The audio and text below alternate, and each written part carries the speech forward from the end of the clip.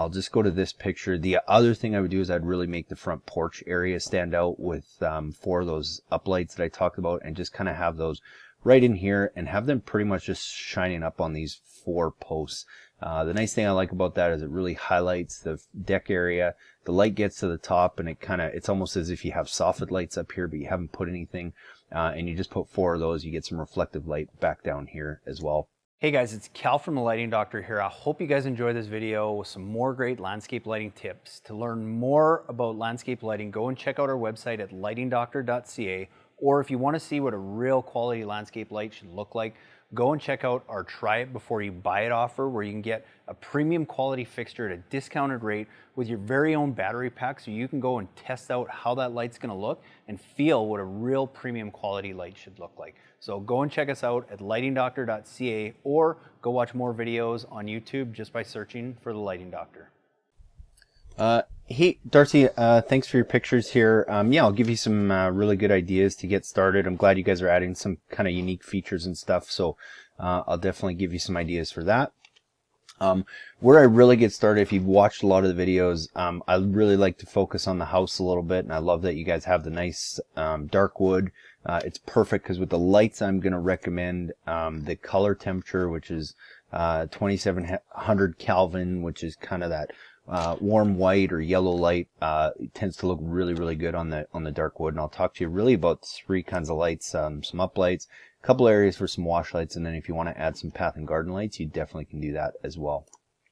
So what I would do is, first off, it sounds like you're putting maybe a bird bath or something in here. So I would kind of make this a feature area and a little bit over here of a feature area. So what I like doing with that is I'd probably have 2 of those uplights. And sorry, when I talk about an uplight, I'm talking about this guy. When I'm talking about a wash light, I'm talking about this guy. And the main difference is I would probably try and have an uplight like here and here on these 2 trees.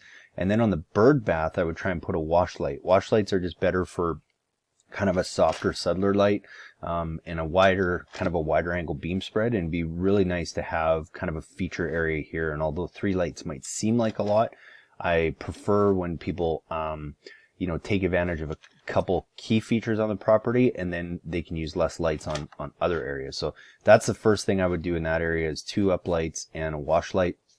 And then along the side here, I would probably try and put 2 wash lights that just kind of backlight the back wall here, and it'll just kind of give you some reflective light down here a little bit too, and help light up this area a little bit. And then what it'll do, it'll eliminate the need for a bunch of path lights, because if you have this backlight, you don't need to put maybe as many path lights. And then I might put like a path and garden light here. You've got your uplight, you throw 1 path and garden light here, you've got this area lit nicely, you throw another path and garden light here, and then over here on the hydrangeas, kind of against the wall, this is where I would probably put another wash light to kind of highlight that, and as well as kind of this back corner of the wall at the same time. So I would definitely do that. And depending on the size of the bench and everything, and if it's somewhere you want to sit, something I like doing with that is actually like putting a wash light almost underneath, so it just kind of makes it stand out. And that's really the key with lighting, is you want to bring people's attention to different objects in your yard, and you can do that at night with lighting. And that's why putting like a light under the bench kind of lights it up, so that people know, oh, I can go sit there. But if you put it underneath, you're not going to have that light shining in their eye. You can even have it underneath and kind of angling back on the wall a little bit as well, so it kind of makes the silhouette of the bench stand out a little bit too. So that's what I would do on this front section. I'll just go to this picture. The other thing I would do is I'd really make the front porch area stand out with 4 of those uplights that I talked about, and just kind of have those right in here and have them pretty much just shining up on these 4 posts. The nice thing I like about that is it really highlights the deck area. The light gets to the top, and it's almost as if you have soffit lights up here, but you haven't put anything. And you just put 4 of those, you get some reflective light back down here as well. And then on this area, all I would really do is I really just focus on this guy. I would try and get an uplight here that kind of accents it, and a little bit on the house. And then if you do that, you've got a really good balance across the front of the house. I probably wouldn't put any path or garden lights or too much more in here, unless you felt that this area was still a little bit dark. Then you could maybe put a path and garden light somewhere in here, and then kind of one over on the other side, just to create a nice balance of some uplighting and some downlighting. And as your landscape changes, I mean, you can always add more stuff down the road too. And So what I would suggest, if putting a kit together, the best way to do that now is if I can customize something, I can put everything you want in there, or the other option is you can just kind of play around on the website and it'll give you an idea for budget. So I mean, really, I think to sum it up, you'd be looking at, you know, 1 accent light, 4 across the front of the house, 5, 6 accent lights. I would have 1, 2, I would have 3, 4, 4 wash lights, probably about at least 3, if on the other side, maybe 5 path and garden lights.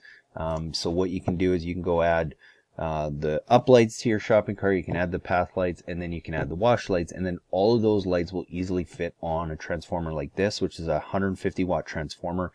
This comes as a complete kit where you get 250 feet of wire, which would be enough to do that whole front section. All the wire connectors you need. The transformer has a Wi-Fi timer that can operate with dawn and dusk, and basically has everything, and you can just add that to your cart. And then the nice thing is this would still give you enough room to add on to the back. So depending on where your outlet is for the transformer, if it's around this side of the house, then that's perfect, because you can just run the wire to the back at a later date, and you can easily fit, you know, 20-30 lights on that size transformer, no problem. Sometimes people want to control them separately, so you might have 1 transformer for the front and 1 transformer for the back, but you could easily add some extra lights to the back on that 1 transformer. So play around, come up with a budget, let me know what you like, what you don't like. I'm more than happy to put something together for you too, but if you want to play around on the website, you're more than welcome to do that as well. Thanks, Darcy, and let me know if you have any questions. So I'll just share with you guys one little trick, something called a hex baffle.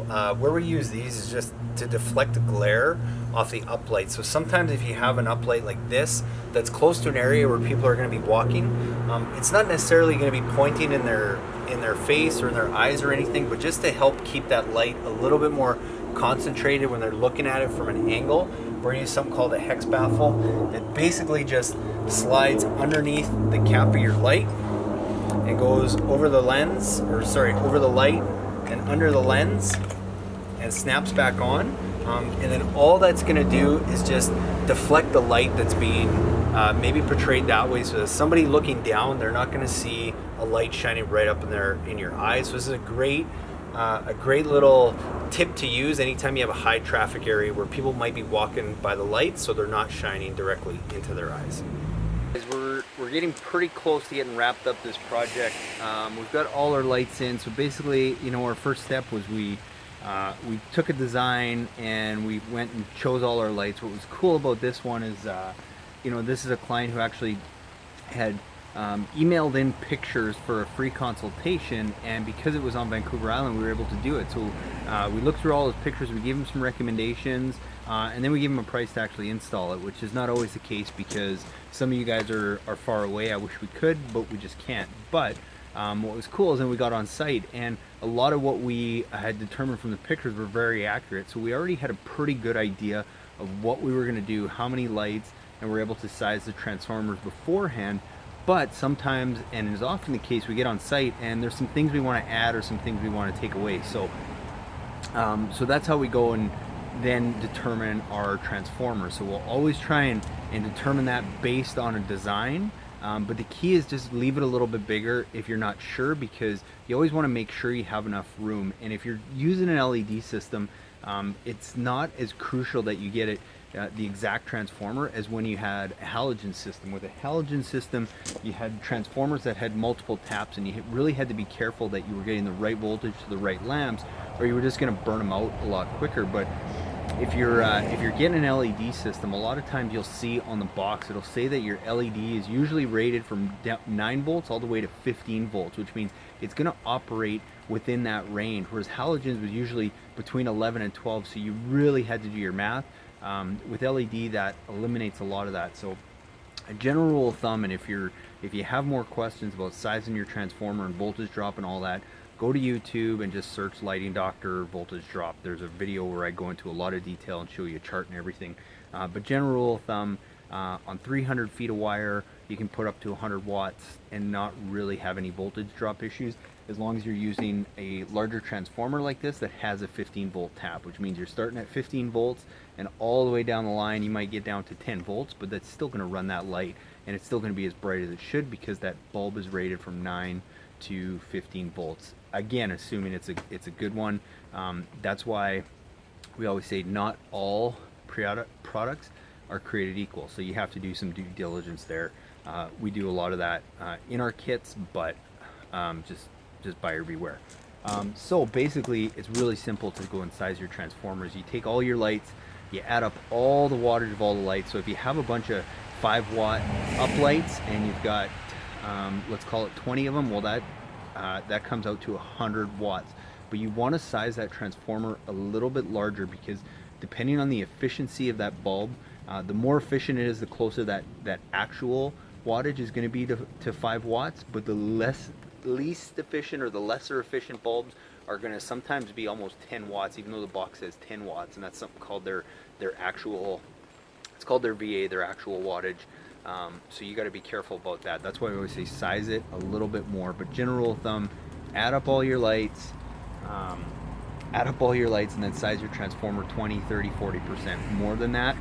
If you don't want to have to worry about voltage drop, get a good transformer that has a 15 volt tap and you can run 100 watts on 300 feet of line without running into that issue of losing any brightness at the end of the line.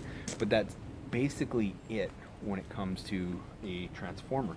The only other thing I was going to mention is the timer options. Now, you know, you see a lot of the dinosaur looking timers where it's this little digital or this little analog wheel that you got all these little tabs you got to stick out. They got these different digital timers that you got to be a rocket science to operate.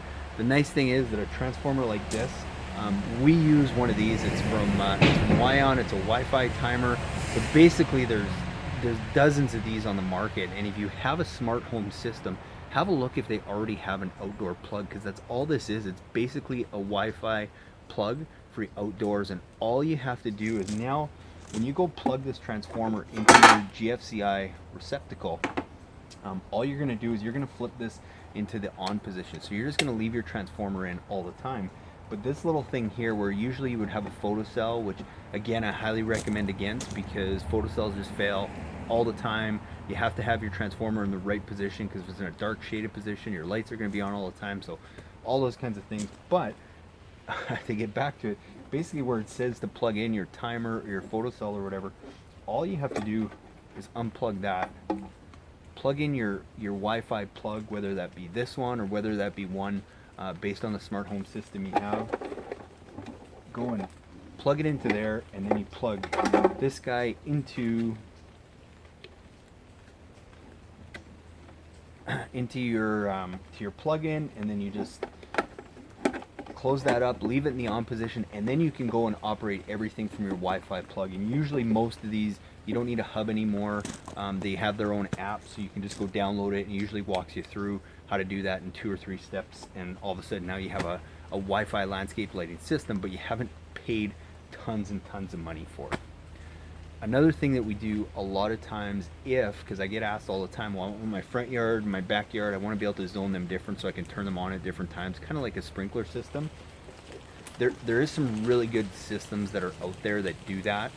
They tend to be quite costly. They're great systems, but it depends on your budget. If you don't want to do that and spend that kind of money on a system, just go and use a separate transformer. You know, in this case, on this project, that's what we're doing. We've got one of these for the backyard and one for the front. Luckily, because we have this timer, we can run both those controllers on the exact same app and set them up with totally different schedules, which is what's cool about going and adding something like this to your transformers. And it doesn't have to be this one. It can be basically any outdoor Wi-Fi plug that you go plug into here is going to work. So make your life a lot easier. Turn your transformer into a Wi-Fi system, go and size it properly, be safe, build it, select it larger in case you want to add on down the road too. So hopefully that helps answer your transformer questions. But like I said, if you need more definition on voltage drop and stuff, go to YouTube and search voltage drop lighting doctor, and I guarantee you'll find something. Hey guys, thanks so much for watching. I hope you guys got some great do-it-yourself landscape lighting tips. Now, please be sure to go to our website at lightingdoctor.ca and check out our how-to page. It's full of great resources, from our podcast to our video to our most frequently asked questions.